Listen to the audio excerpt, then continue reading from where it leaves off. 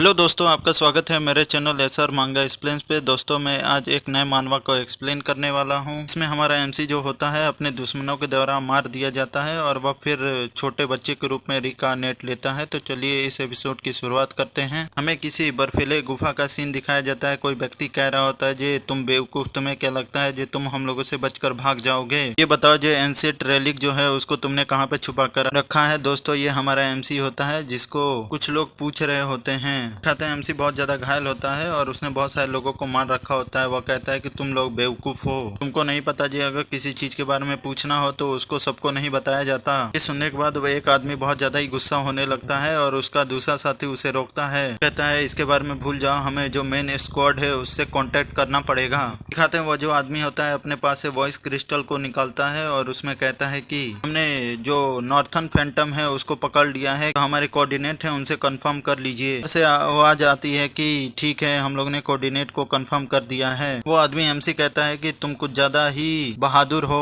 क्योंकि तुम यहाँ तक खुद को बचाकर ला पाए, क्योंकि हम लोगों ने तुम्हारा एक हाथ भी काट दिया था, उसके बावजूद भी तुम यहाँ तक पहुँच आए। ऐसा क्यों किया नॉर्थन फैंटम? वैसे भी वो रेलिक तुमने चुराई है जिसके पीछे एम्परर जो थे वो पड़े हुए हैं। दूसरा साथी कहता है कि तुम्हारे पास ऐसा कौन सा रीजन था जिसके कारण तुमने ऐसा किया? ये हम लोग को बहुत ज्यादा ऑनोइंग लग रहा है। उस रेलिक के कारण तुमने इतने दिनों तक सफर किया, हम लोगों ने भी तुम्हें पकड़ने के लिए बहुत सारा सफर किया, इसलिए जब तक मेन स्क्वाड नहीं आ जाती तब तक हम लोग तुम्हारे साथ खेलेंगे। जितना तुमने हम लोग को दौड़ाया है और जितना हम लोग को परेशानी हुई है उसके लिए हम लोग तुम्हें बिल्कुल नहीं छोड़ने वाले। एमसी हमारा कुछ नहीं बोल रहा होता क्योंकि दिखाया जाता है उसके दोनों हाथ जो है उसको काट दिया गया होता है। तो जो सोल्जर होता है अपना तलवार लेकर बढ़ता है और कहता है कि नॉर्थन फैंटम अब तुम तैयार हो जाओ सजा भुगतने के लिए। हम लोग बिल्कुल भी रुकने वाले नहीं है जब तक तुम्हें टॉर्चर करेंगे, जब तक तुम या बता नहीं देते या मर नहीं जाते। उसके साथी कहता है चलो डिसाइड करते हैं जी इसको सबसे पहले कौन टॉर्चर करेगा, हमारे पास बहुत ज्यादा समय नहीं बचा है। उसके साथी कहता है चलो ठीक है, और वो जो कॉइन होता है उसको टॉस करते हैं। एक कहता है कि अगर हेड आया तो मैं सबसे पहले इसको टॉर्चर करूंगा। तभी हमें एमसी का सीन दिखाया जाता है। वह अपने कटे हुए हाथ को अपने दांतों से उठाता है और अपने कटे हुए बाजू में लगाकर उसे जोड़ लेता है और कहता है कि मैं इतनी आसानी से नहीं मरने वाला। दोस्तों एमसी के पास हीलिंग पावर है। वो मन में कहता है कि मैं इतनी आसानी से यहाँ नहीं मरने वाला, मैं तुम लोग को मार कर ही इन सब चीजों को खत्म करूंगा। एमसी बताता है कि वो डार्कल जो हाउस है उसका पहला फेल अवेकनर है। वो बहुत ज्यादा गुस्से में होता है। उसने अपने दूसरे बाजू को भी अपने दांत से उठाकर उसको भी जोड़ लिया होता है और उसको भी हील कर लेता है। एमसी बताता है कि वह ऐसे ड्रैगन स्लेयर हाउस होल्ड में जन्म लिया था जो लोग ऑरा यूज कर सकते थे, पर वो ऑरा यूज नहीं कर पा रहा था। फेल हो गया था अवेकन करने से, इसीलिए मैं एक फेल नाइट के रूप में बन गया। उन लोगों ने मुझे एक ट्रैश के रूप में ट्रीट किया और मेरा जो घर था, मेरा जो क्लैन था वहां से भी मुझे बाहर निकाल दिया। इसलिए मैंने सब कुछ किया स्ट्रॉन्ग बनने के लिए। इसी वजह से मैं उनको नहीं छोड़ूंगा। और वह उस जगह से बड़ी तेजी के साथ उठता है। कहता है कि किसी ने सही कहा था, जब तक तुम जिंदा हो हार मत मानो, और अपनी तलवार को लेकर उन पे हमला करने के लिए बढ़ता है। कहता है कि केवल जो ताकत और स्ट्रेंथ है वही तुम्हारे काम आ सकती है, बाकी सब चीजें बेकार होती हैं। तभी वह जो गोल्ड कॉइन होता है वह हवा में होता है। वह सिक्के को पकड़ता है और उसको देखता है। वो कहता है कि कितना बकवास है, ये तो हेड आ गया, ये तो अच्छी बात है। तब तक एमसी उसका गर्दन जो है उसे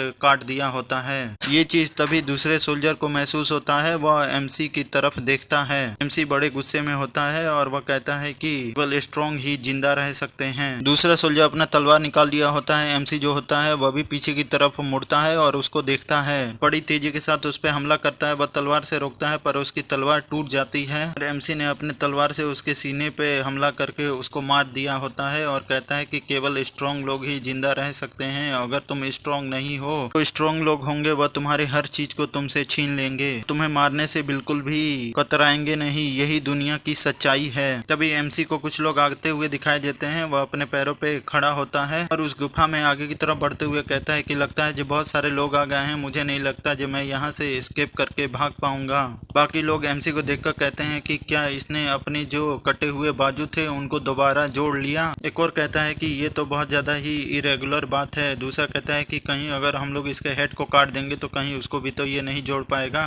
तब तक एमसी उन पे हमला करने के लिए बढ़ता है और वो लोग भी एमसी पे हमला करने के लिए बढ़ते हैं। दिखाते हैं एमसी बीच में खड़ा होता है, वह चारों तरफ से एमसी पे हमला कर रहे होते हैं। थोड़ी देर बाद का सीन दिखाया जाता है, एमसी ने बहुत सारे लोगों को मार दिया होता है पर उसके भी शरीर बहुत ज्यादा घायल हो गया होता है और उसके शरीर में कई सारी तलवारें धसी होती हैं। वो कहता है कितनी बेकार बात है, तभी उसके मुंह से खून निकलने लगता है। वो अपने हाथ पे खून को देखते हुए कहता है कि लगता है जो मैं इस तरह जल्दी ही मरने वाला हूँ। एमसी गुस्सा होते हुए कहता है कि यहाँ तक कि मैं अपना रिवेंज भी नहीं ले पाया और मैं पहले ही मर रहा हूँ। वो अपने पास से एक रेलिक को निकालता है और कहता है कि ये वो रेलिक है जिसको मैंने चुराया, ये जो वो रेलिक है जिसके पीछे एम्परर जो है वह भी पड़ा हुआ था। मुझे लगा जो इस चीज को पाने के बाद मैंने कुछ अच्छी चीज को अचीव कर लिया है। एमसी जो है अपने सर को झुका लेता है और कहता है कि मुझे माफ कर देना एलिसिया। तभी जो एमसी के सर से जो ब्लड निकल रहा होता है वह उस रेलिक पे जाकर गिरता है। वह रेलिक गोल्डन कलर में चमकने लगता है। सिस्टम में मैसेज आता है कि आपके स्ट्रॉन्ग विल जो है उसने एक एंसेंट पावर को अवेकन कर लिया है। में किसी गोल्डन ड्रैगन का सीन दिखाया जाता है। मैसेज आता है कि